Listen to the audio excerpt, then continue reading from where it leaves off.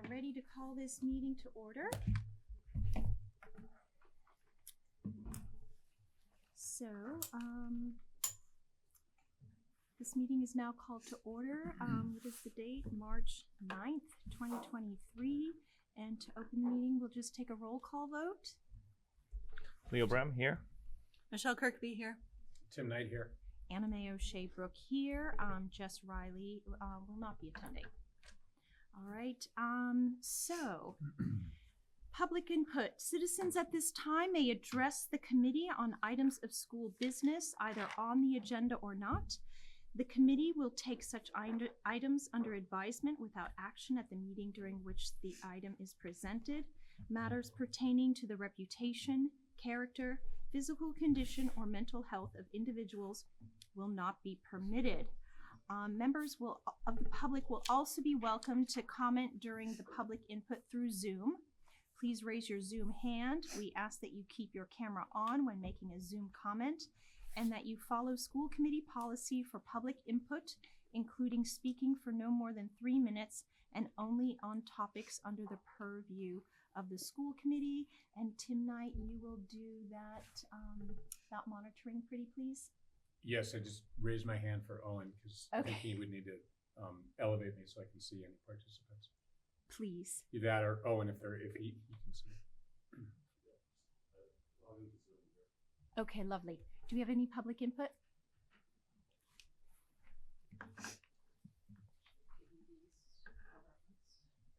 Thank you.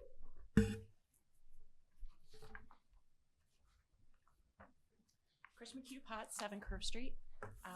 This is just a follow-up to the last school committee meeting and also the school building committee meeting with regard to the topic of whether or not a non-sitting school committee member post-election can continue on the school building committee according to the bylaw. So I was able to obtain an independent legal opinion that's written, you have it in front of you, about this topic. And the attorney noted that you have asked that if the school committee appointed a member to that committee, meaning the SBC, could the member remain after their membership that qualified them for such service after such service had expired? My opinion is that the member cannot remain. He goes on to say that the one whose qualifying term expired is not a member eligible for appointment, i.e. to this SBC. So I just wanted to mention that. I did reach out to Mark Sorrell earlier today, just as a courtesy to let him know that I had this opinion. We were not able to connect, but he also did make sure to tell me that any matters outside of his general scope of services, basically as town council, and he specifically noted that that would include school committee, school department, that it's really not under his purview. So it would be your own legal counsel that would weigh in. So okay. Just want to provide that. Okay, Thanks. thank you.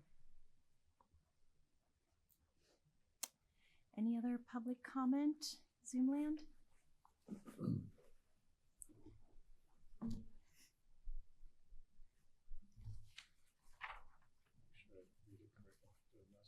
I do not see anybody raising their hand. Okay, beautiful. All right, right now, we've got the consent agenda. We've got the approval of the minutes of the February 13th, 2023 minutes. Also the 8th grade trip. We've got the donations from the Memorial PTO to the Memorial gift account.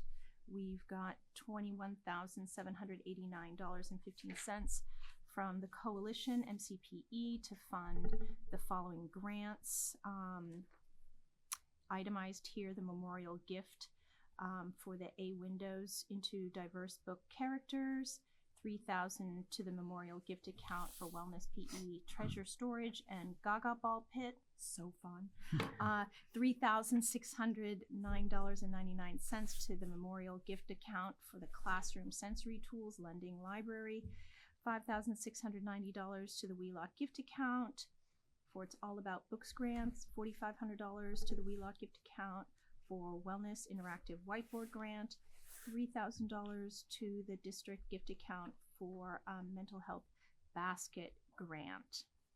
So, but we do have Nat Vaughn here. Right, any materials Nat had put together, the presentation that he shares with parents, and also a cover letter. So if Nat can just say a couple of words about the trip, that we've been doing it a long time, but COVID put a kind of a wrinkle in that. So.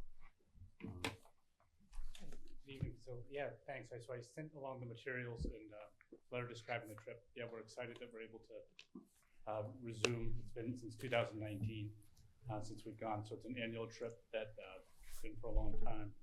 So I have a draft itinerary, but that is always in the works up until the last minute. But really excited. We'll be heading down, taking Yankee tour buses through the World Strides Company, stop in New York City, do some sightseeing. We just found out that the 9/11 Museum is closed on Tuesdays. I'm sure that's a budgetary piece, but so we're looking at doing Statue of Liberty, still seeing the 9/11 Memorial, have a picnic lunch, head down to DC, and then we're there for 3 nights. And it's a whirlwind trip, but one of our nurses, Arlene O'Donovan Driscoll's coming along this year with us, which is great. Have the chaperones and be heading down. So I'm happy to answer any questions. I always think about Ellen McConnell, who was a veteran English teacher for years in our district, and she said, you'll be amazed how much the kids grow over those 3 days. And it is true. It's an awesome experience. DC, Michael and I were just talking, it's a wonderful city. It's a great opportunity. And we come back, it's a 3-day weekend, and really that is a blessing. It's my annual nap, whether I want to or not on Saturday. It's a wonderful trip, so really excited for the kids. And I want to make sure that just that it's noted that students' financial needs should not be a reason, that we have financial support in place for families. Some families do make the choice that it's not the right trip for their child, and we create an experience for kids back at Blake. And some families actually decide to do something a little different over those 4 days, and fully respect that. So we want to make sure that we have things in place to make sure that accommodations are needed for all kids throughout. Yeah, how many years have we done this? So, I mean, this predates I've been teaching since '98, and it was in place then. The one year that things did do differently was the spring of 2002, because after 9/11, a lot of worries about going to DC, and they actually took a trip up to Canada that year. Since then, it has been in place, and definitely it's in ebbs and flows. And what I would say for those few years, that time period when civics in the traditional 8th grade curricula was not in place with the state, there was definitely talk whether it was still tied to the curriculum. I think our district always fully supported that it did. But now with the ties with civics over the last couple of years, there's such more concrete connections for kids, which we'll be doing. So really excited about that. I think a lot of what's going on in all the classrooms, we're making connections throughout the year. Super. Lily, did you get to go on it? Yeah, I was the last year You're the that got last to go. year. I think. Okay. Yeah. I was trying to figure was that great. out. Yeah, the junior class is when it got, the current junior class is the Correct. one that got canceled. Yeah. You're so lucky. I know, it was great. Yeah, all the classes after me are so jealous that I didn't get to go. Completely. There's a little bitterness amongst some of them. Oh, I know, Which, I've fair got enough, one. As you probably will know. So, They yeah. do, this is just, maybe it's, if the 9/11 museum's closed, do you typically do Statue of Liberty and Ellis Island? Yeah, well, depending on some of the time, because one of the things we're very sensitive to is the traffic and getting out of the city, making sure. So what we actually had on the tour company Tuesday, we had a conference call talking about, we often, when we head down, we'll stop and take the ferry to, and then we meet the buses on the other side of New Jersey to make sure, because the tunnel traffic can just be a nightmare. So that's just something that we're looking into. And we definitely will. The last time we went to the Statue of Liberty, so the 9/11 Museum was opened after the memorial was. So I think the museum's only been open since 2014. So those 3 years that I've been going on prior, we would do a picnic in the park of the 9/11 memorial, so they still see it, understand they have time to visit the memorial, and then we'll probably hop on the ferry and head right over. And at least we'll do a ride around Ellis Island and then see Statue of Liberty. And the tour guides throughout, it's wonderful. World Strides is what's a really nice thing with partnering with World Strides is they help take care of the logistical concerns that come up. We also have Arlene's on a trip the whole time. If medical needs arise, George Washington Hospital, they have a partnership with to take care of any needs that arise throughout. So, and I just want to also just give a huge shout out to our chaperones and our teachers who are willing to go, because it's an endeavor. It is a great trip, but and things come up, but the kids, Lily knows kids are awesome. I mean, they really help pitch in and do what we need to do because, but it's an awesome experience. I'm so psyched. It's happening. How many buses? 4 this Okay. year. Yeah, so we used to, last time I went, we had 5, but the class size has just been smaller.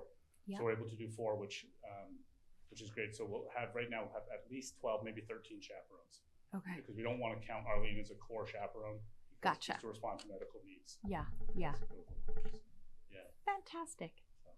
Cool. Really appreciate your blessing and Well, thank you for addressing the only question I had was about the finances for folks because it came up last year when people must have talked about it. So absolutely. someone reached out to me about it. So We had our incoming 7th and 8th grade info night last night, and I said, I'm sure there's already a rumor that we may be canceling the trip for next year. That's not the case. It's always the annual rumor. Yeah. But I will say that every year we really re-examine and think about what works, what doesn't, what are the meaningful experiences that we can do. So we're really also thrilled that this year, we haven't been able to do this in a number of years when we visit Arlington National Cemetery, that our schools can be part of the laying of the wreath ceremony. We've always witnessed it, but we have some students, and what we do is we have students kind of, they'll write an essay and kind of think about who would want to be part of that ceremony. And that's a really meaningful experience. I think those are memories that adults that have seen that and been part of that with their own middle school experience, they'll never forget it. So Awesome. it's great. I did that. You did? Never forget it. Yeah, 8th grade. Wow. It Cool. was 1 of 2 that we brought the wreath onto the unknown soldiers. Unbelievable. Every year, Jeff Never knows forget I'm it. trying to get Jeff to come on the trip.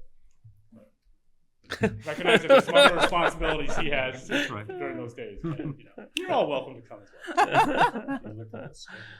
Any Awesome. questions? It's awesome. it was my 8th grade trip as a child Yeah. as well. So Same. we We got went- Galvin well, Middle School yeah. in Canton. Awesome Yeah, trip. classic. Awesome. I was cheated. Me too. Oh, sorry. Growing up in California. Well, yeah, that's fair. That would have been a trip. All right, super. Any other questions? Do we have a motion to approve the consent agenda as itemized? So moved. So move Leo, second. Second. All in favor? Aye. Aye. Thank you. Thanks, Nat. Have All right, fun. appreciate Thank it. you. Appreciate it, Thank you very much for coming too. Thanks so much. All right, new business. Initial discussion on the potential bus fees. So we seem to put this on the agenda every couple of years. We start talking about it. As we've talked about before, I think it was at the public hearing, we've run some numbers on it, and just kind of the background is that you're required by law to transport all kids K to 6. You're required to transport kids K to 6 if they live beyond 1.5 miles from the school. You're not required to transport any kids 7 through 12. So sometimes you'll see school districts that will implement a bus fee 7 through 12 to all kids because you can do that. It gets a little more complicated and complex with the way that we are structured in terms of our schools. So I've always given that example that you could be having a child in Memorial and a child in Wheelock and pay for one and not pay for the other. So that it gets a little messy with our structure at the elementary level. But I think, looking at, and I'm just bringing it up again as we always do. I'm not advocating either way, but it's something that when we've looked at the data in the years past, there's only a handful of districts in Metro West that don't do that don't charge a fee, and they've charged them for years. Medway is one, we are another, and then Dover Sherburne cannot do that because they're a regional school district and Right. they get reimbursement from the state, so they can't do that.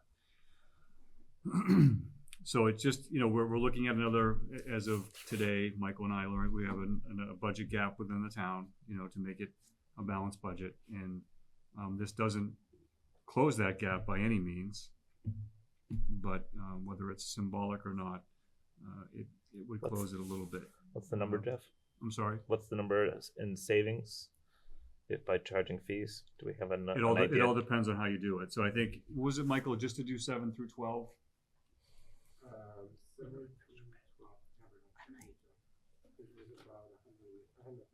100,000 for 7 through 12.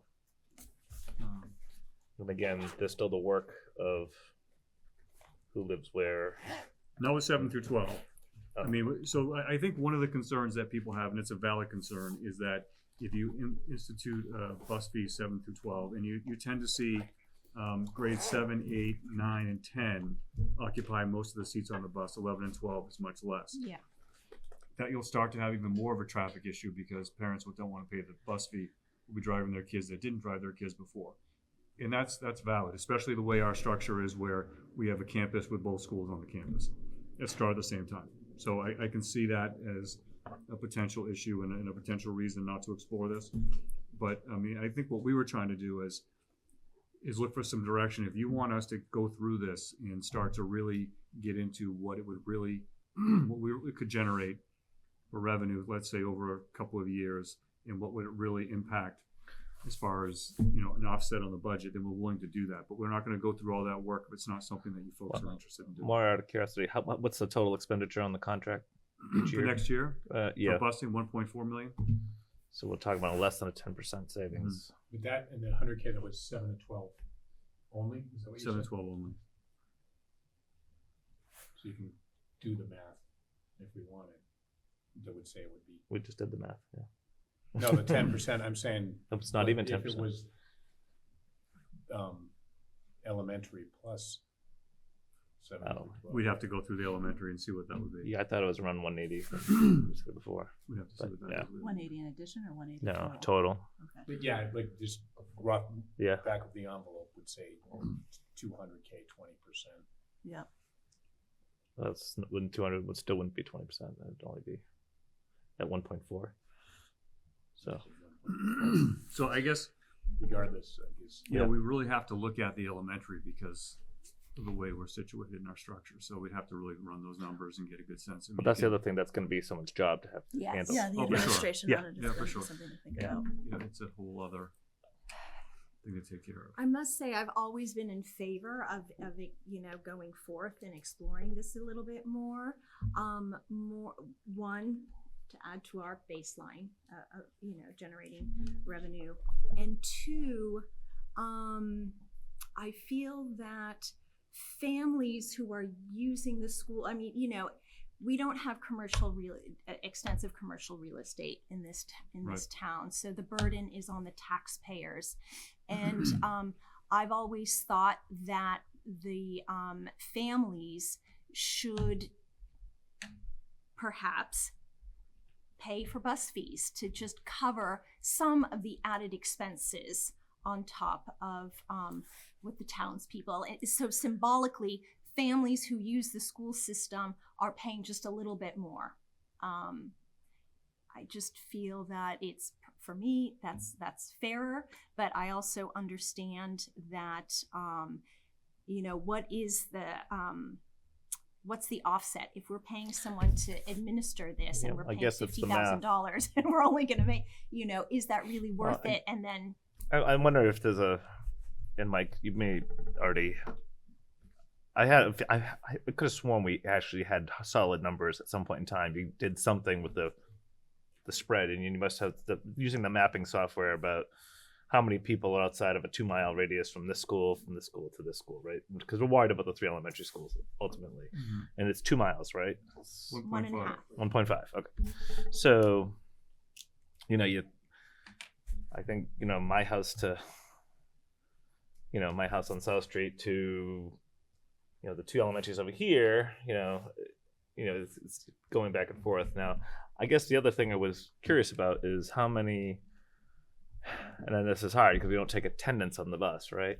My children get dropped off, but take the bus home, right? Just because it's time and we have that flexibility in our family to be able to do that. So, and we take that time to spend time with the kids, but not everyone's gonna be able to do that. I'm curious as to what the ridership would look like in that sense. Like, are we really gonna see the savings that we think we're gonna see, and then what is the administrative costs? So, don't we have something like 80%-ish, or that was pre-pandemic, 80%-ish ridership? Yeah. Yeah, currently it's a little bit higher than 8%. Oh, Would we be able to look at our neighboring towns? I mean, if that could be a good data point in regards to like their ridership, the ones that charge, right? Like versus doing our own analysis, I think you could probably that's an extrapolate idea. from the other Right. towns that do this. We know we lost 10% of our riders because they would rather drive or be driven. 240, right? Yeah, please, sorry. The other thing I'm curious about, when we think about full day kindergarten, we would now be in a space where we would be charging parents for full day kindergarten and the bus, correct? I think you're going to be hitting potentially a lot of younger families in that space. I know we keep talking about free FDK. I don't know what that timeline looks like, but if we were going to end up charging for bus, we might want to make sure that we have, I recognize that those wouldn't be direct offsets, but I think introducing those together, free full day kindergarten, but we are going to be charging for bus, or the actual timeline for free full day kindergarten, might make things a little bit more palatable if this is a route we end up exploring and going down. That would it would completely wipe out the savings, that's for sure, right? So, Right, but if we're doing it anyway, right? Like if we do have some semblance of a timeline or projection on when we want to be doing this, like maybe it's that, maybe that conversation. And I think is that could coming be another together. conversation, like some sort of exploratory process. But I guess in that sense, it wouldn't. The start of the conversation today is budget related, so and I don't think it would negate the impact on helping them close the gap in the budget. Yeah, and unfortunately, we're one of the 141 school districts that are hold harmless communities that get $30 extra per year in Chapter 70. That's the issue, is that I was at a meeting today in which they were saying that there are 23 districts that are getting all the SOA money, and there are the rest of us who aren't, and how that's going to cause really structural issues in budgets for the next 3 to 5 years. And the state is starting to recognize that, the commissioner is starting to recognize that, and it's something that they need to do with the formula, because it doesn't work. I mean, Michael and I were talking about this yesterday. Westwood got 1.1 million extra in Chapter 70 this year, and we can't figure out why.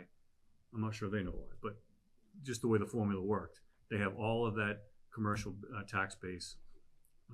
They did get some additional students, but not enough to make it 1.1 million, and then we get our $30 a kid. So it's really frustrating. I know we've talked about this before, where in the early 2000s, Medfield was getting a ton of money from the state, and doing overrides every year, by the way. And now it's all put back on your backs as taxpayers and residents of the town. It doesn't make much sense. So I'll just answer Michelle. From my experience, and I only can speak from my experience, is that Medfield's unique because most of the communities around us are neighborhood schools. So when you have neighborhood schools, a lot of those students walk or get dropped off at school. So my last district, which is the same size as Medfield, we only had 8 buses because it was neighborhood schools. The majority of the buses that we used were for middle school, high school drop-off because they were centralized. So when you're looking at participation and comparing it to other elementary communities, their participation is much lower than ours because our schools are set up differently than the surrounding communities. So we want to look at Holliston and Hopkinton. Correct. Those are the two because they're very similar to our structure. But we wouldn't want to look at Dedham. You don't want to look at Dedham or Westwood or Needham. Those are all neighborhood schools. And if you drive by Needham in the morning, you see a lot of kids walking to school. You see a lot of drop off because they live within that 1.5 mile radius, and that's why they have neighborhood schools. And there's still plenty of traffic in Needham too. Correct. I used to spend a lot of time those on my way to Newton of watching the kids walk to school past me because I was sitting in traffic. So, and I guess that's the other concern I have. There already is traffic at our schools in the morning. It's not terrible, but it can get there. It's not middle high school's not great. I tell you that. I mean, that's a it's tough around the time of drop off for the middle high school. Here it is. Yeah. So my opinion is I'd like to keep exploring it. Yeah. There's a shortfall. It's not going anywhere. We also have to think about navigating, or even negotiating with Warren Committee. Are we starting to do everything we can? Right. As before we ask all the taxpayers for more. I can definitely see that's going to cause whatever, as we go into this conversation, it will cause, there's going to be 60-40 in the town for against. I guess having one of this, those, but I just, to me, it seems logical to pursue it, understand the financials. the actual impact, yeah, Yeah. the actual savings, the actual. You know, And I think the think long-term fiscal impact Yeah. is what we really need to be looking at as well, right? Like we're looking at this, we're starting this conversation as like a short term, which we can't do right now. It would probably be more impactful in the next year or two. But I think, sitting recently and looking at some of the budget, when we start looking at the projections going forward, we're going to continue having these conversations every year. Sounds like you've been having these conversations every year. 9 years. So I think we're at that point that sounds like we need to have them again. Well, I think what I'm sensing is that we're open. There have been school committee members who were adamantly against, absolutely no way, no how should we ever do this. So my opinion is like we should at least explore it.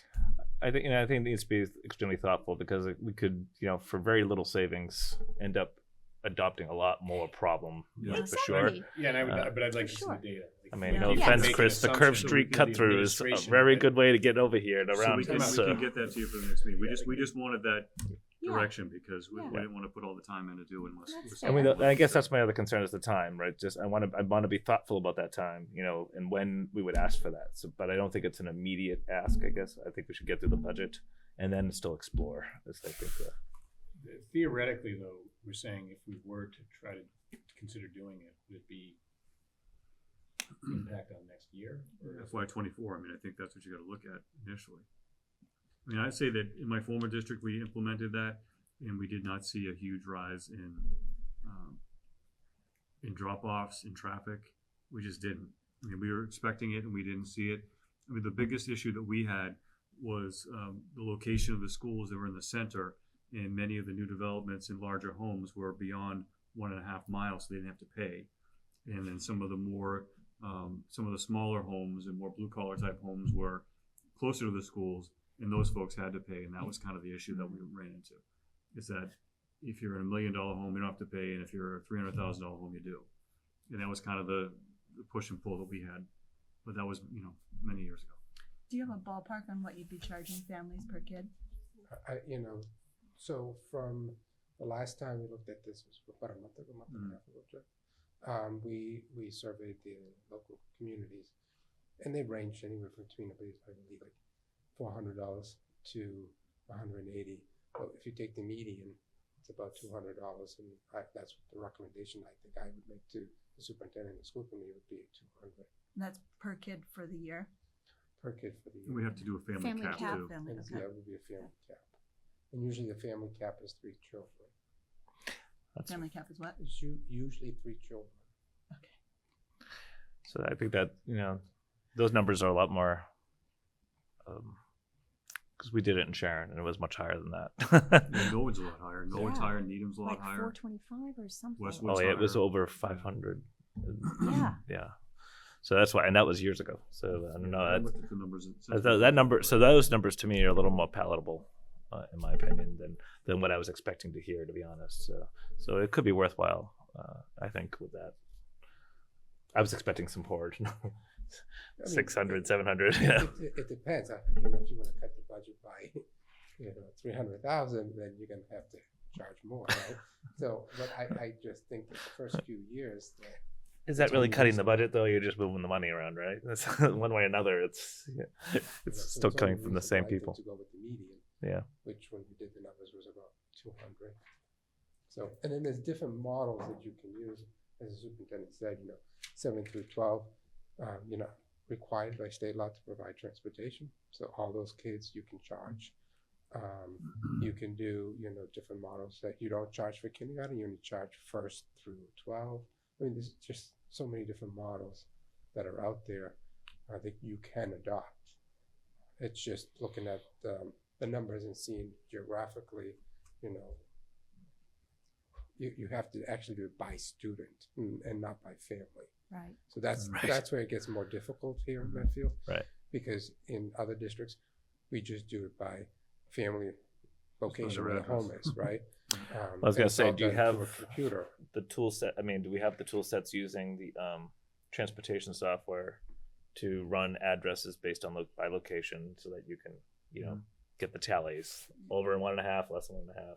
Right. Yeah, and like I said, it would just have to be done by student. Yeah. So it's a little different. Yeah. So Well, I think it's- timeline on that, when did you want that? Would you want it with the next meeting, or would you want it for Is April? that or- reasonable?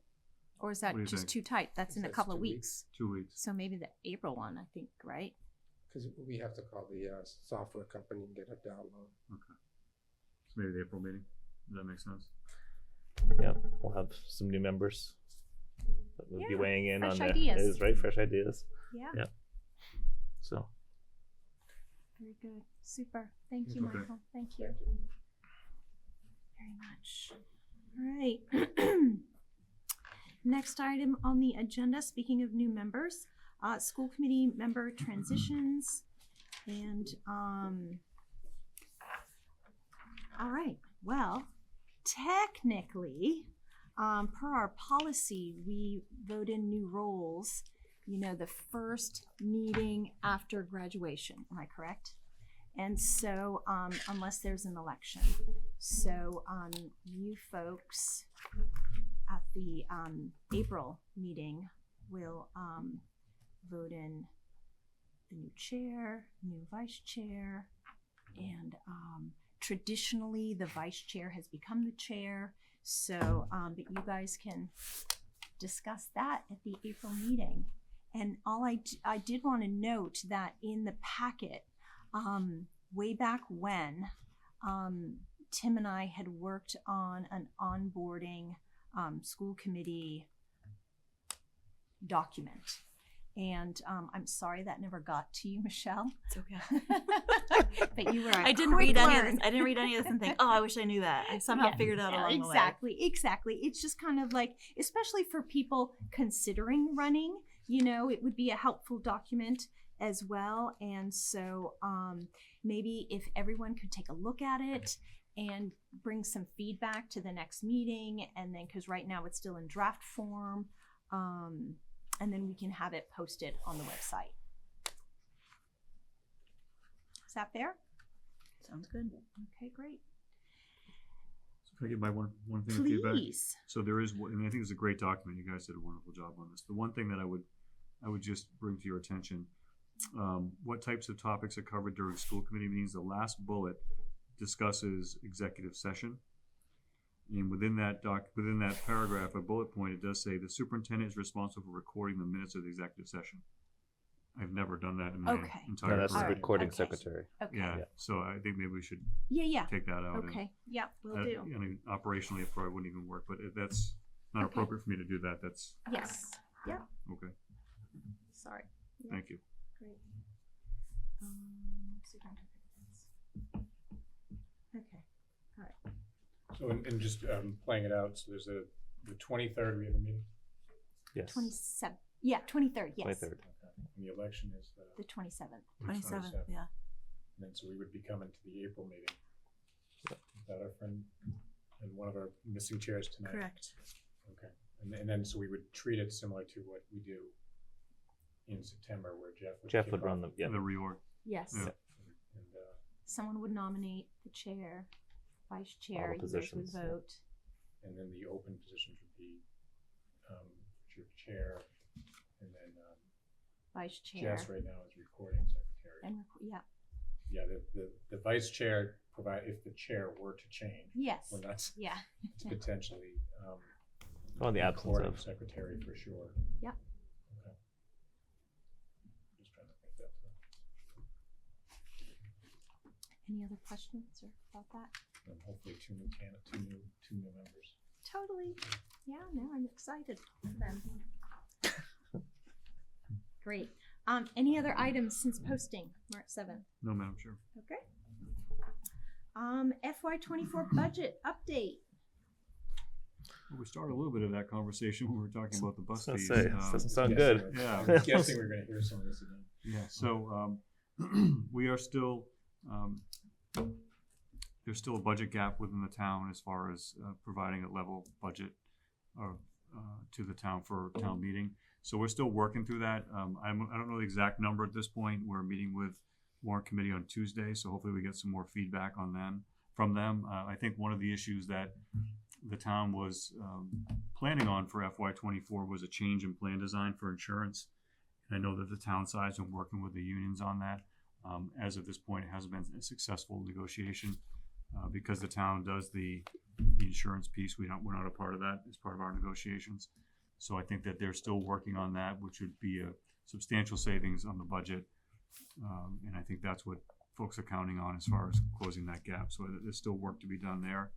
And then we'll look at doing some potential reductions based on what we've used for ESSER, and if we have some folks that are taking leaves of absence, not rehiring, we're kind of looking at those right now. So I know Michelle and Michael were there as well at the meeting, so I don't know if you guys want to add anything, but we are meeting with the warrant committee on Tuesday evening. That's the meeting we do our presentation of the budget like we do each year, and answer any questions that they have. Okay. But hopefully it gets more clarity on what the numbers are from that meeting, because we're coming down to the wire here.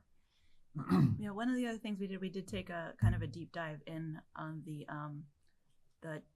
teachers at the high school over the last, I want to say it was 10 years.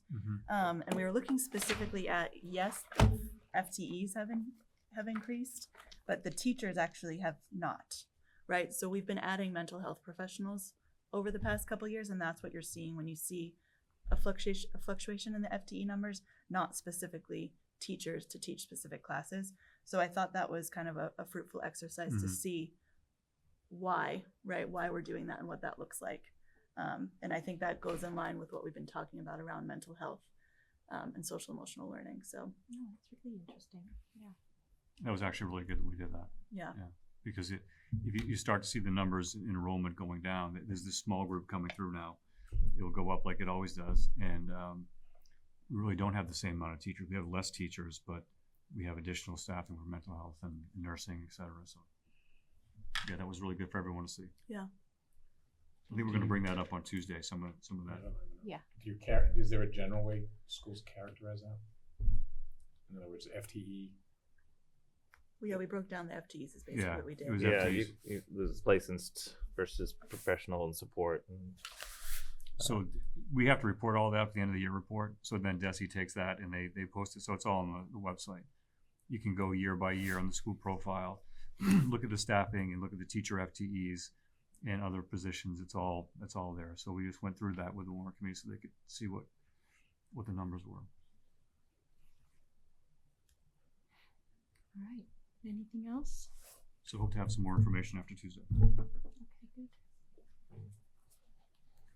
Great. Alrighty. Next on the agenda, school building committee. Who's going to give the update? I can start. So at our last meeting, we took a tour of Dale. So anyone who tuned in and saw empty seats, that's why. I feel like I heard stuff later and I was like, okay, well, the agenda said we were walking around the building, but that's okay. Did outside people attend for the tour? Chris attended the Oh, tour. okay. Yes. Okay, good. We voted on the SOI, so that trigger has been pulled in regards to us and then the select board to move forward with the SOI. We spoke about my proposal to keep Jess on, so I wanted to see if you had touched base with Mark Swell, which my understanding was you had, and he read the bylaw the same way that I did. Feedback from the SBC, we had one individual that was not on board, but everybody else was kind of indifferent or okay with it. I feel like where we're at right now is the election is on Monday, March 27th, and the next SBC meeting is that Wednesday, March 29th. So again, I stand by my original assertion to keep Jess on, specifically because I don't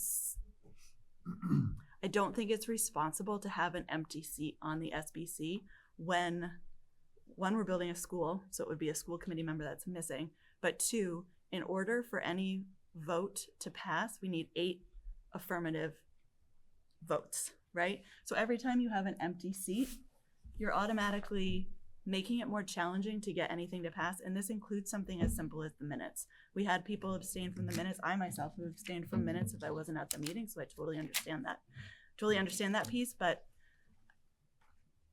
I just feel like we should discuss as we are the appointing authority, and Jess isn't here to speak for herself, but if she's still open to it, I feel like what we have from a timeline right now is the election is on the 27th, the SBC meeting is on the 29th of March, The next school committee meeting would be on April 13th. That's when we could have that discussion. There's another SBC meeting on April 27th, and then another school committee meeting on May 18th.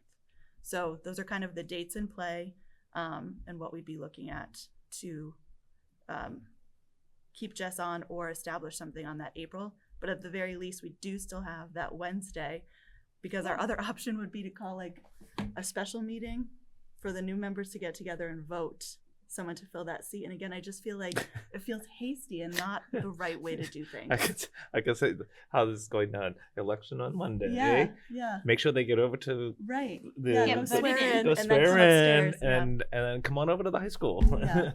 Yeah. I mean, They don't, if there's a vote on 329, it would be what, for the chair, vice chair, or whatever they decide. Is there any votes? pending? Potentially, it would be chair, and then any minutes are the two that I think would be looking at. So chair and. oh, Is We're the looking at chair a position we're open? looking at a co-chair possibility right now. Oh, I But see. again, there's still, I think, discussion. that will Co-chair or happen. chair? Sorry. Both. Okay. I So think that's who's- still a discussion that Oh, the so SBC would you be haven't having. they haven't voted a chair. as of Correct. yet. We've been Oh, running with Mike as the interim chair. Gotcha. Mike Quinlan. No, Weber. Weber. Mike Weber. Yes. Gotcha. Okay. I Thoughts, questions, feedback? So, and I tuned into the 3-2 meeting, and yeah, I did hear.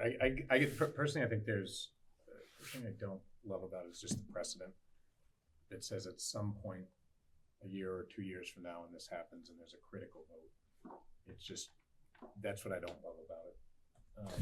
Well, I the do thing- What do you understand mean by that, though? the precedent. Like worst case scenario, one of our two members would go as interim representative, Yeah. or even Leo, and no, you're not there. Right. But we could show be up. represented in a vote as a body. The individual who's there may or may not vote in a manner.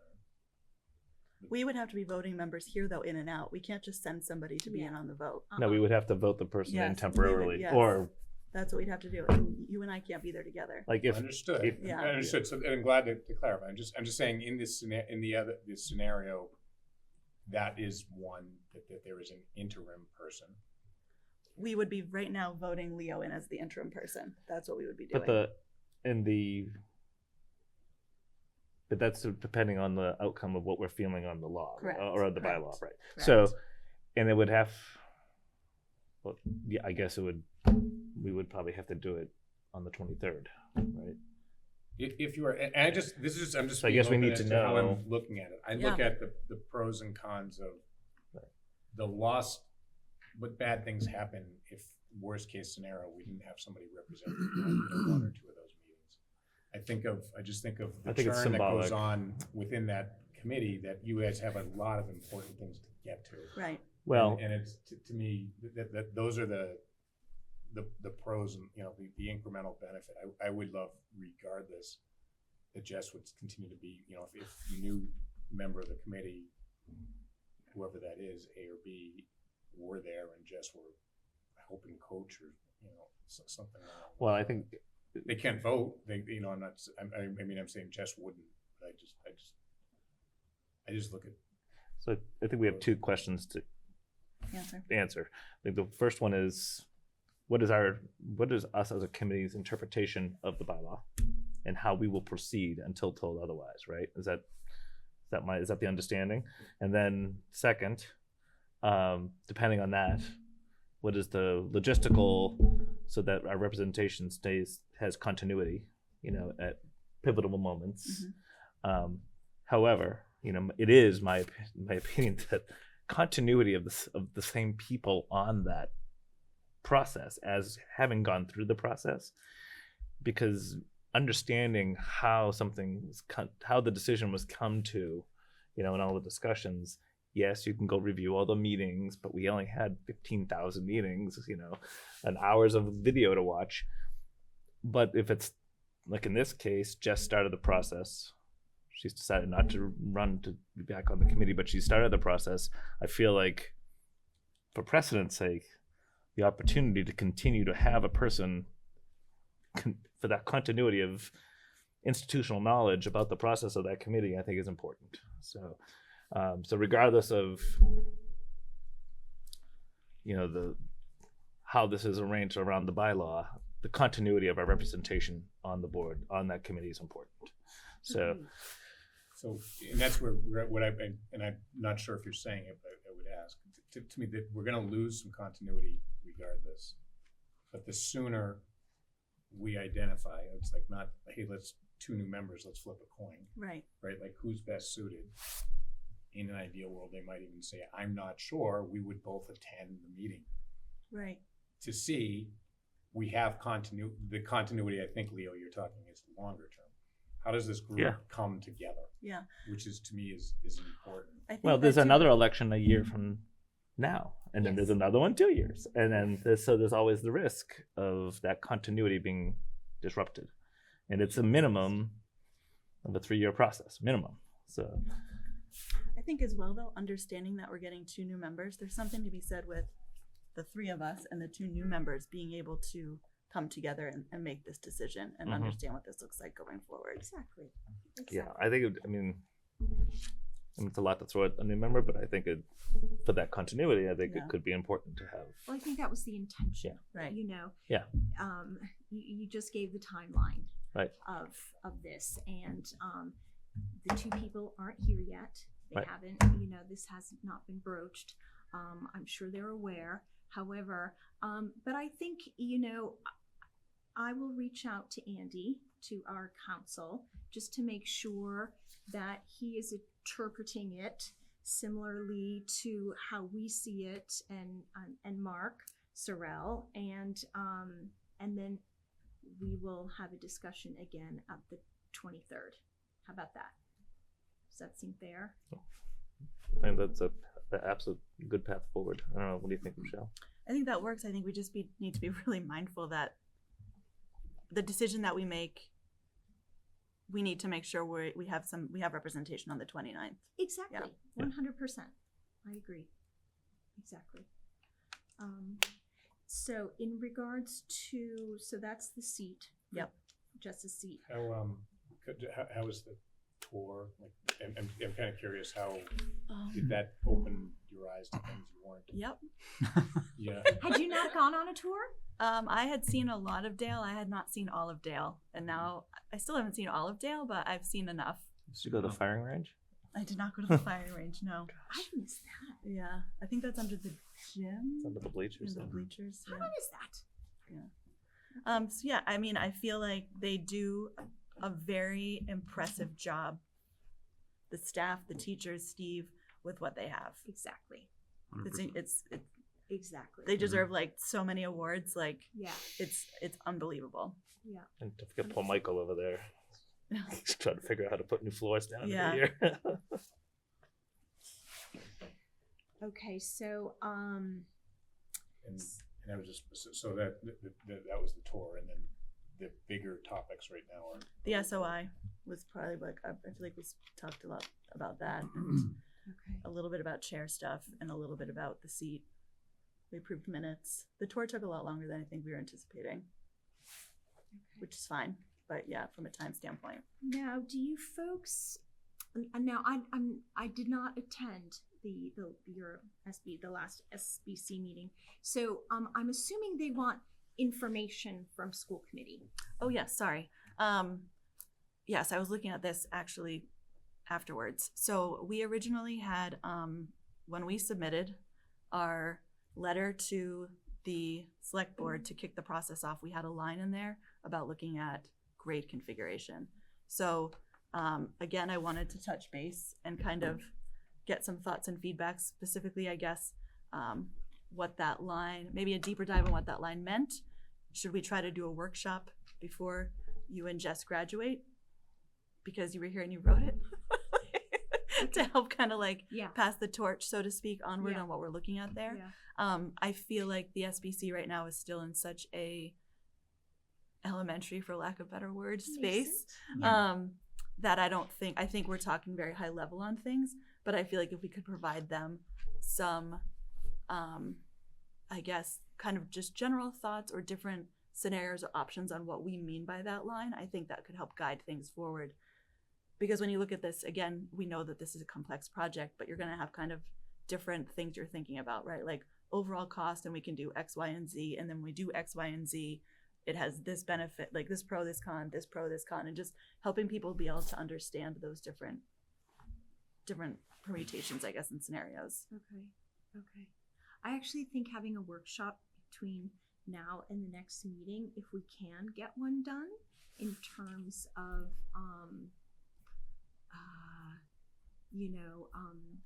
kind of at least beginning the process of what the needs would be from the SBC, from the school committee. Yes.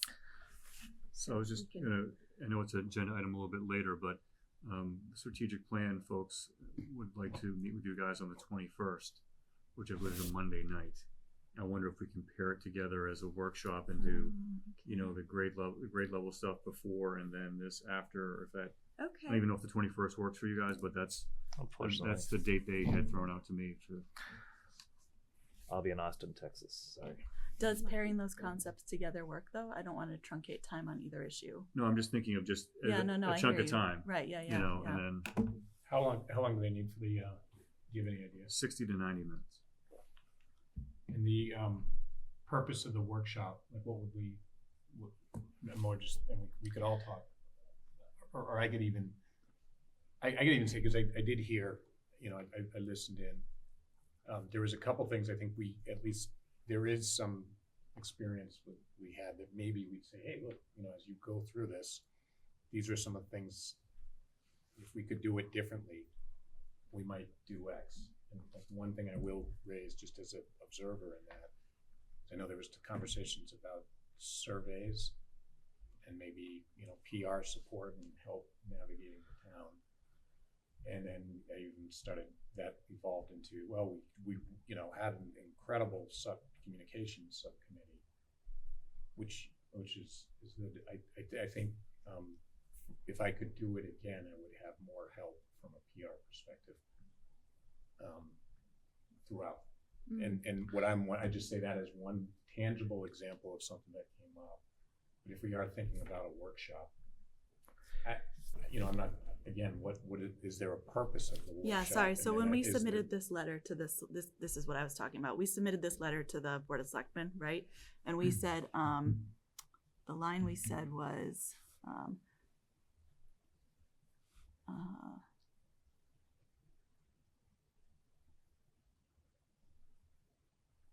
we strongly believe that it is in the best interest of the community and its students for the school committee and the school building committee to examine the grade structure for our elementary schools. So the proposal here would be for the school committee to start this process, right? Yep. So I have two recommendations. One around communications is that the owner's project manager, when you go to hire one, that communication support should be a big factor in that, because it wasn't as important in the selection process the first time. Okay. Second, so that's one to what Tim was saying. And then around the strategic planning, maybe there is an element on, I think what it is a feasibility study about the planning of the grades, right? What are the options? And that is, and Jeff, please, and Michael, jump in. I'm thinking, I don't know, we did two places, we did town-wide feasibility studies on every building, and then one of the actions was, would we ever remove neighborhood schools from Sharon? Like that came up, right? And it was decided absolutely not. We would not do that. You said Sharon, I think you meant Medfield. No, Sharon. Oh, when you did We did a Yeah. town-wide feasibility study. That hasn't happened here to say, this is how you're gonna do it. We did it in Newton. It was a little different as well. You could never do non-neighborhood schools in Newton. So, but the feasibility goes into having an outside lens, ask you the appropriate questions on the what if statements, on the say, what other scenarios. And we've identified that the first time through the process too, about the drawback of the transitions between our three schools. The lack of continuity, for the students in those transitions. What are the other options that could help, with those looping and other Sure. instructional things, right? All kinds of stuff. And I think those questions could be answered to help inform the process of what you're doing And now. that could be a recommendation, right? That could come out of that group, is that you recommend that the SBC do an independent study of grade configurations for Medfield. You know, Right. what works best and research-based, or however you want to do it, and have someone do that. Yeah, I would hire a firm to do that. Yeah, But- absolutely. yeah. You have to do that. Yeah. But So- could I suggest that if we, we have that meeting, hopefully most people except for Leo can make the 21st for the strategic planning. But if we could find another time to have the workshop, because I think it is important for Leo to be there, because you too have institutional Mhm. knowledge and you have experience building other schools. So I'd really love for you to be present. So it's just unfortunate that is one of the 2 nights that I will be gone. But maybe between now Yeah, and so next 23rd. week we could do a week from today. If that, I don't know what you guys have. I don't know if you want to do an evening or. I have next week. I believe I'm out Thursday. Okay. And Thursday afternoon, Friday. But if it was, we can do a Zoom. Tuesday and Wednesday look better for me. Then Monday looks like a hot mess. So, but I mean, it could be. Is Thursday morning unrealistic?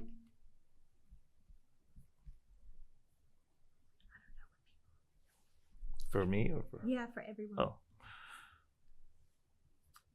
I could do Thursday morning. I can do Thursday morning, 9 to 11, something like that. Tim, will you be? You can. Do you have to go out You to said- the airport or? Yeah, I'm heading up north for some work related with skiing, and so it just being honest. Did you just say work related and skiing? Yes. They are combined, but Lucky. I can work it through. I had to Thursday pick morning. education technology. So perhaps, So the 16th. yeah, from 9 to 11, we could do, Wait, and are you combining your? no, we would do this separately. We would do a workshop focusing on, what we would relay. So right, To and I'm not trying to SBC. be difficult with it, but while we are together, if we're going to do it, we should think about what the agenda is, because there's a lot we could cover, Yeah. and what would we shouldn't wait until then to come up. with the Okay, agenda at a yeah. high level. So grade configuration, Mhm. right? I think Leo, you've brought up in the past, classroom, needs assessment, Oh yeah. Well, just being able to. Our policy says one thing about class size, physical, number of students per teacher, and can our space support that, right? So, and if it can't, right, that would be taken into that and consideration. again, this is high level stuff we're Yeah. going to be talking about. I mean, and so you talk about the what she's talking about. Then. The workshop, Yeah. what we're going to talk So I would about. say, things like we should talk, from Jeff and Michael, it's coming and your leadership team, right? Number of, for every 100 students, we have a guidance counselor, we have an adjustment counselor, we have, we have so many IEPs. What's our percentage of IEPs? What's the support staff for them? How many offices do they all need so they can do their work? High level. Yeah, high level. Yeah. But I'm saying, but those like the In a average week. average numbers, like with the yes. FTE count we have, right, and the physical spaces, you guys had to go through the same audits we did. Every single room is numbered in our buildings, so we know how many offices there are. He knows exactly how many people don't have an office, right?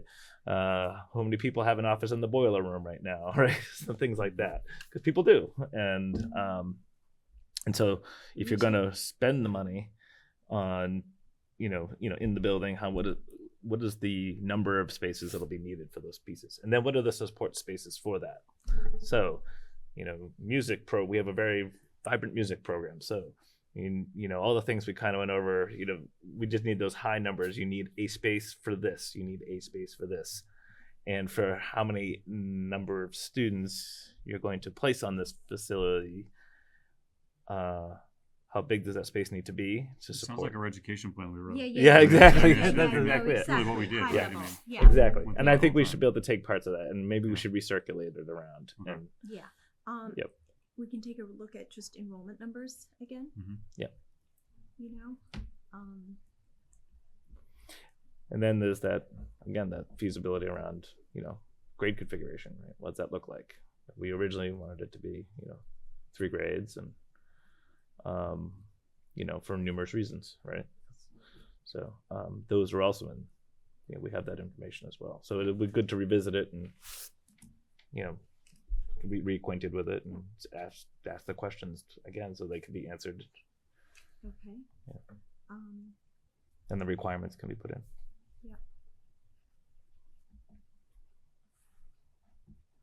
High level, do we share, what's been suggested in terms of, we're probably putting the cart before the horse, but I think we focus on these things and then take it from there. Does that sound cool? Yeah. All right, super, great. Thank you. Anything else for SBC update? So if you could just direct me to put together an SOI so you can vote on it the next time. Oh, yes. So I know the SBC made the recommendation, but it's really a vote for you guys and Board of Selectmen. Excuse me. Yes. So if we have it for you by the end of next week, then I'll give you a week to look at it for the meeting on the 23rd to vote on it. But if you can just vote to direct me to do that, that'd be awesome. Okay, all right. So we have it on record. Do we have a motion to direct our superintendent to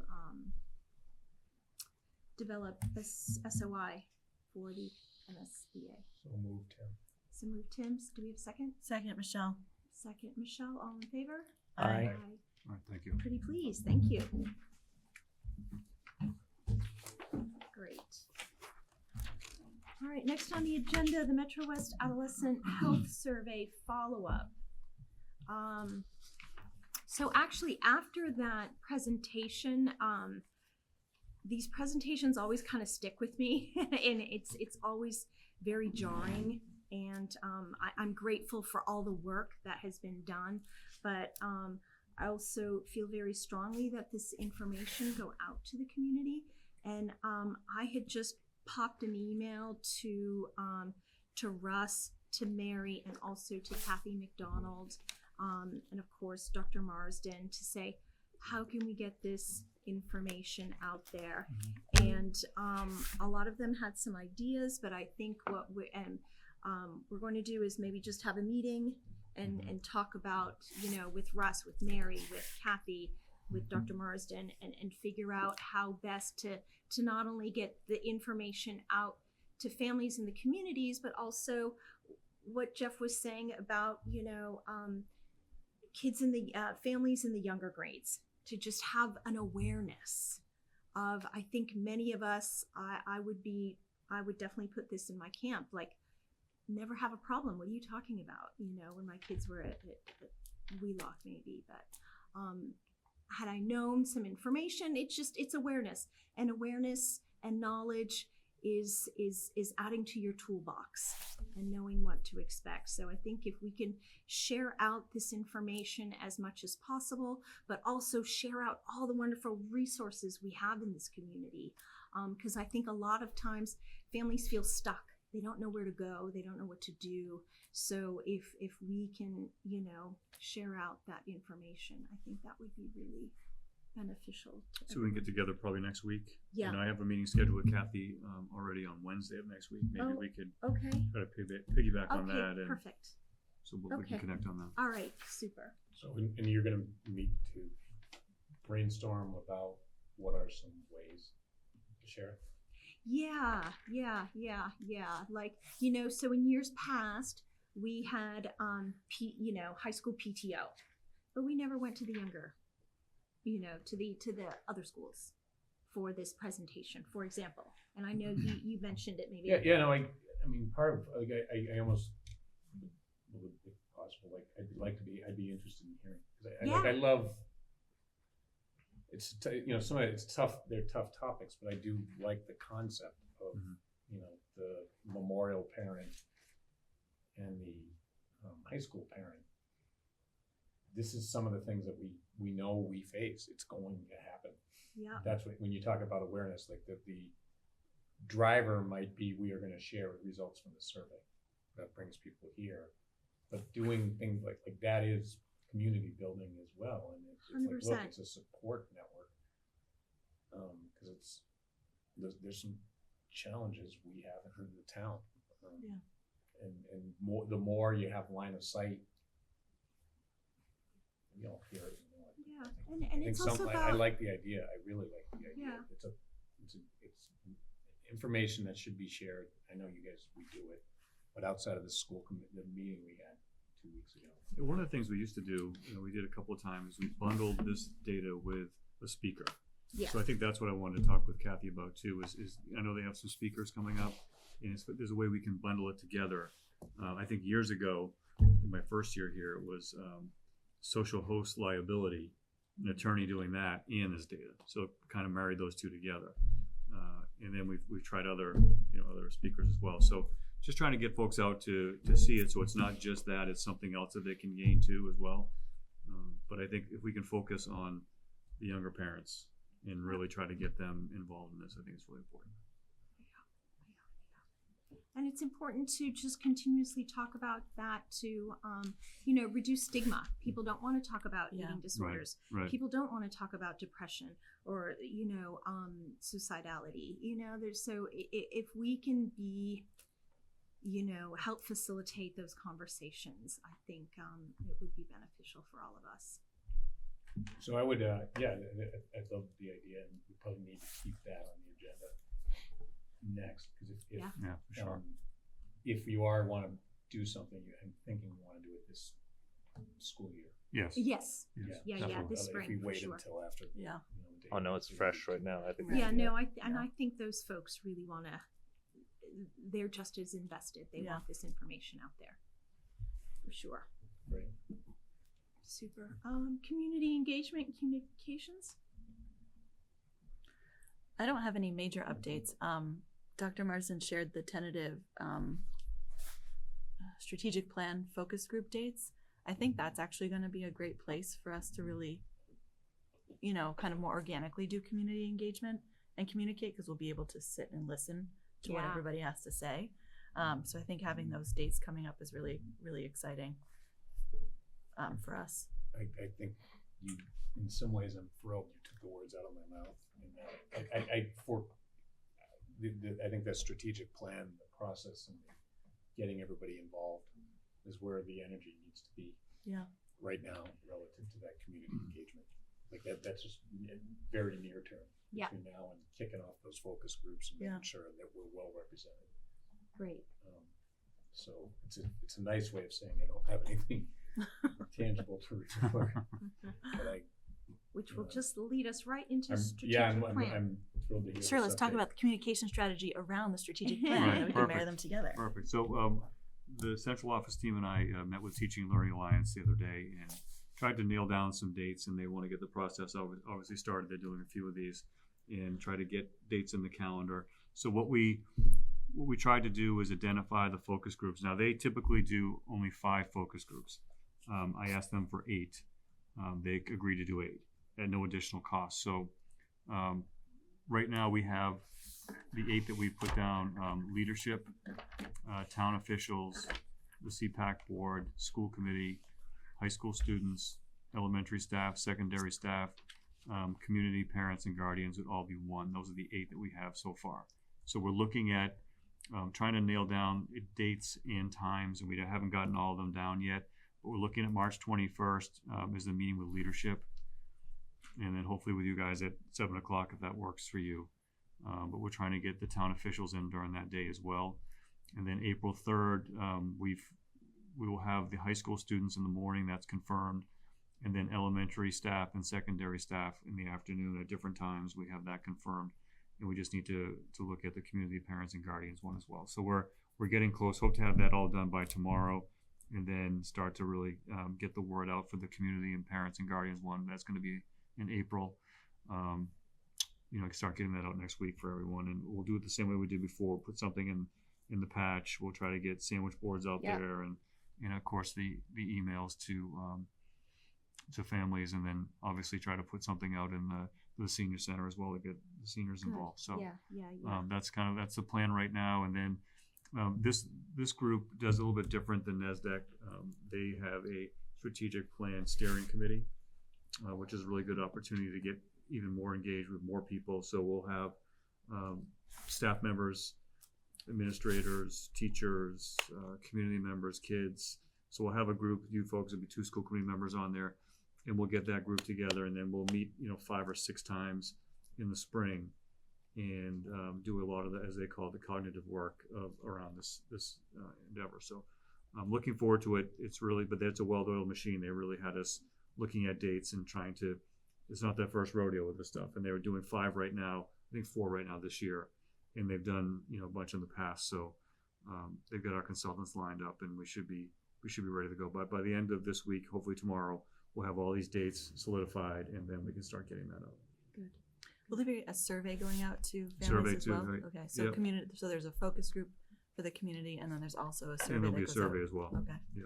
And then when we're looking at the focus group for the community, do we have any sort of like specific target in regards to like, we hope we get X amount of people that show up, or you know what I mean? Like it would be, or do they have a recommendation? Like it's really helpful if you have, we found that if we have this many people show up, we get a lot more information versus just 4. No, No. they didn't talk a lot about that. I Are- mean, one of the reasons why we're doing the elementary and secondary staff on the same day is because we want to make it their faculty meeting for the month. That's good. So what we did the Okay. last time is they had their regular schedule, and then we scheduled a day that was not their faculty meeting time.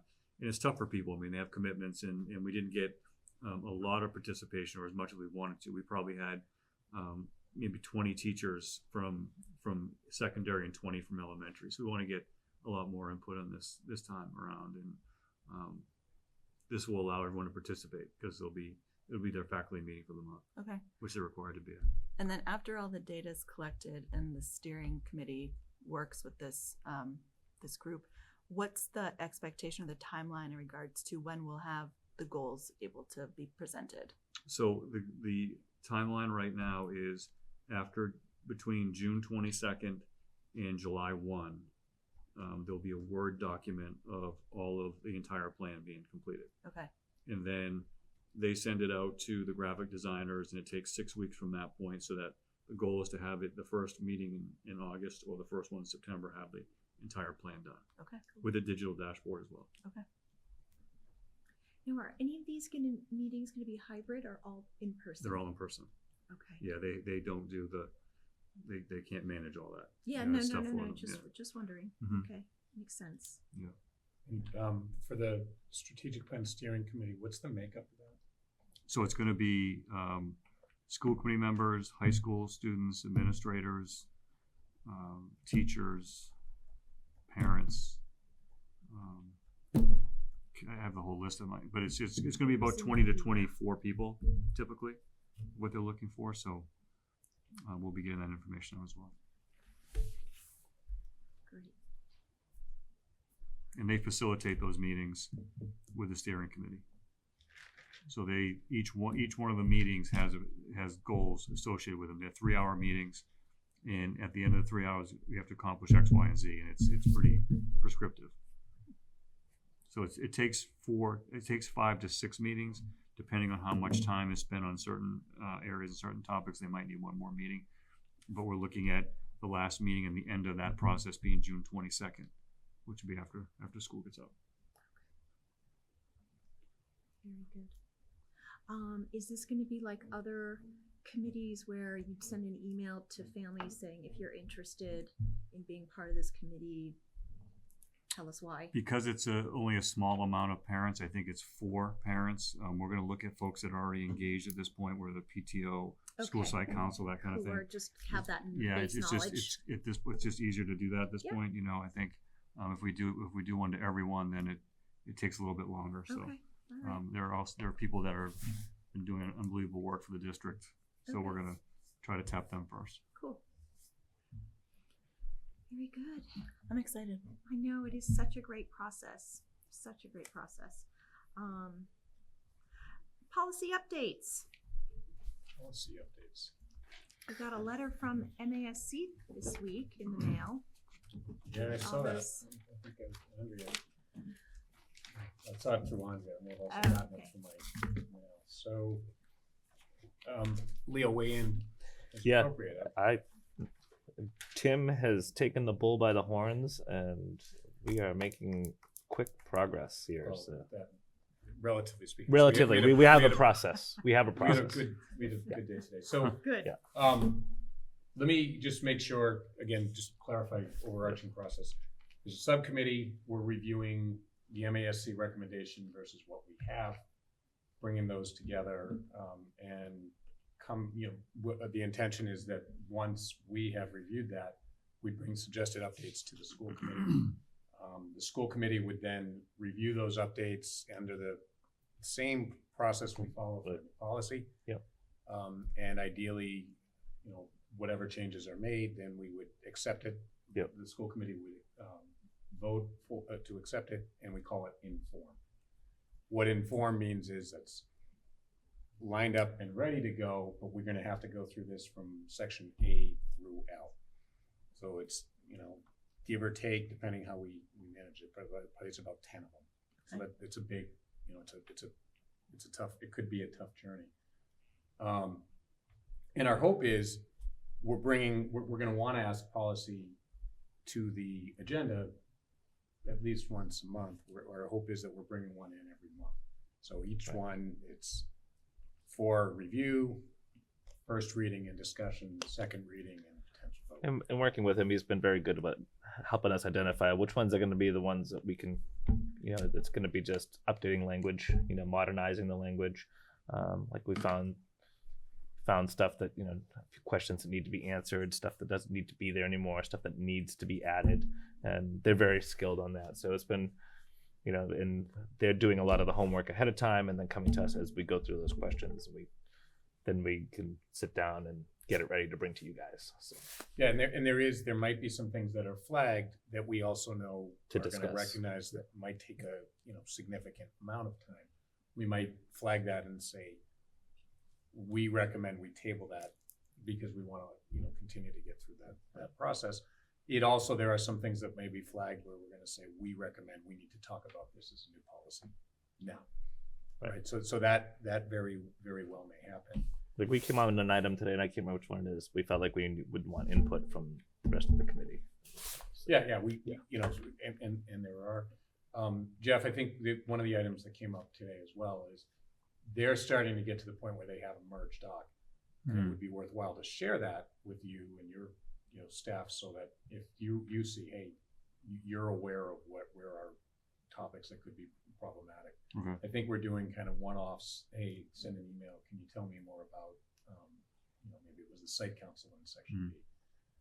But it would be worthwhile to be in front of this. So it is going to, once it starts moving, it should be moving pretty quickly. Speaking of moving quickly, so today we did find, so we have section A and section B now complete, and we should have that ready for the meeting on the 23rd to at least get that. We're going to submit it for review, but so then it gets into the cycle, and we think we have the next meeting we're hopefully going to schedule to review sections C and D. So that would be good to get us going. Those are, I think Jim re-described it to us. We're kind of trying to do some of the foundational items first that in some cases build up to some of the others. We're not necessarily, they don't necessarily say, let's go after the hardest or the ones that need the most change. I've said it over and over, we need to gain a little momentum. We're learning the process. Andrea and I spent a little time afterwards and saying, hey, how are we gonna make sure we get our information out into the folders and whatnot, so that the public can see how we're progressing, everybody can see it, and also make sure changes are in red lines. And so there's a little more there than I thought. The project manager in me, though, is starting to have a pretty good time. And Jim's pretty good. Admitted, it's another story there, but I'll keep that out there for another day. If we can get it, I'd love to see if we can get some momentum, because I'm so envious. Sometimes as I'm studying it, I'll go out to look at the MASC, or I'll look at someone else's who's in there, and it's just so much easier to navigate. So we are pretty excited. I think that was that was most of what I wanted to share, except this is the most exciting part. There was a fun fact we learned today. I love fun facts. Oh yes. Leah, You can wait, share it out. You No, can. let's test The it's a little first school. test. Let me ask: does anybody Yeah. here know when the first school was opened in Medfield? When the 1661. I think he's close. I think it's. Yes, I know somebody might have heard the question. I'm going to say 1666 on 21 North Street. And guess what's in its place now? Hmm? Nosh and Grog is sitting. Oh, yeah. Oh, yeah. And I should have brought this up when we were discussing the SBC, but at some point I think it burnt down, or they may have had a problem. They had to rebuild it, and when they rebuilt it, it was 16 feet by 18 feet. It's a shed. Yes. Sorry? Yeah, you're right. Oh, funny. So 16 by 18, and whatever we build. Wow. So that was it was interesting to. Well, the burning down part, and we learned that my kids and I there's a little spot in the library that has Medfield history. A lot of it's at the Historical Society, but they happen to be, and we looked at the school, and a lot of them burned down. And Town Hall, I guess. Twice. Yeah, exactly. So anyway, I appreciate you. You have been patient because you've said a few times, "Can we get an update?" How are we? And in a nice way, Anime is saying, "Come on, let's get this thing moving." But we at least I'm starting to feel a little better about our process, and I also know that there's thorny topics in there. One thought I had even after the meeting, there are going to be some things that come up, and we might say, "Hey, how did we get here?" And these policies have been evolving for 334 plus over 350 years. Yeah. So I don't necessarily want to, the ones that are really important, we're going to have to revisit. Hey, how do we get there? There are going to be some where it's going to be, that's how we got there, and we're operating right now. And it's, because we could go into every one of them. Right, And I think see that's that. the Yeah. needle that we are going to have to Right. thread Yeah. over that period of time. And I do know new members, it'll be a little like the first thing you're out there is you're looking at the manual. But it's a forcing function to look at the Yeah. manual. Yeah. So anyway, that's where it is. I never thought I'd get so excited about policy. Look at you now. Well, I'm psyched you're psyched. I'm psyched you're Don't psyched. tell me. High school and my friends I grew up with. No, but thank you guys. This is a lot of work. So thank you. It thank is you, a thank little you. more than we. Super. So this is good news. Spend a lot of time at Town Hall, I can tell you that. Well, thank you guys. Informational items. Dr. Marsden. So in your packet, I just put two informational items from last Friday. So last Friday, we held a Tri-County Superintendent's Legislative Breakfast in Newton. Anna Mae attended. It was for school committee chairs, superintendents, and legislators. And I just want to thank our delegation. Denise Garlick, Marcus Vaughn, and Senator Becca Rausch all attended. I got a chance to speak to all three of them, and they were just very supportive and very impressed with the entire program that we had. So it went really, really well, better than expected. It was in a beautiful building in Newton, it was right behind the chambers that they have there in Town Hall, City Hall, and it went really well. So I don't know if you want to. Yeah, No, it was great. it was most impressive. I think Jeff and the fella from Medway, Yes. you guys coordinated it, organized it all.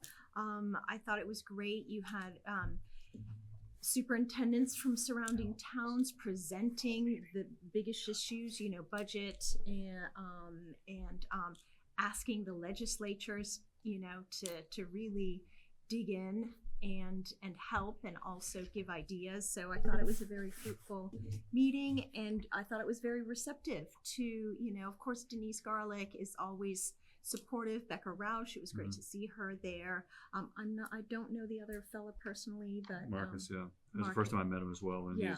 he just took over. He represents the weird. I think it's the the 9th Norfolk. It goes from Plainville to Medfield. yeah. It's kind of it's only half of Medfield. It's not fully But met. Paul Feeney was there. Paul Feeney was there, Who's right? been a big supporter. He was our and- senator before. Yeah, Becca. exactly. So that was an Yeah. impressive turnout, and it was was great. very well run, and everyone presented very well.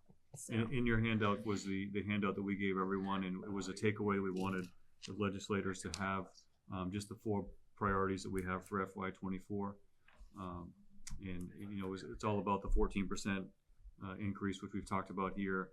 The circuit breaker cost threshold, to lower that, to increase circuit breaker from 75 to 90, and then to establish a special education commission that we can study special education costs and see if we can do something with the formula on how we are funded for special education. So thought it was, we met about it yesterday again to kind of keep momentum going and reach out to our senators and representatives and do some follow-up emails to them as well.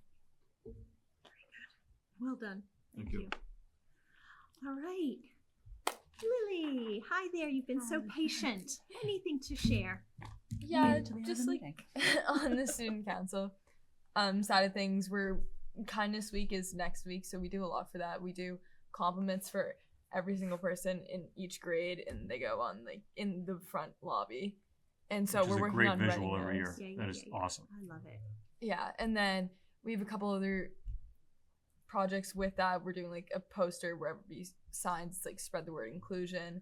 And then we're trying to like incorporate more clubs this year, like to work with us on those projects, like the Harmony Club I know, and then Active Minds too. I think we're having work with us for something too.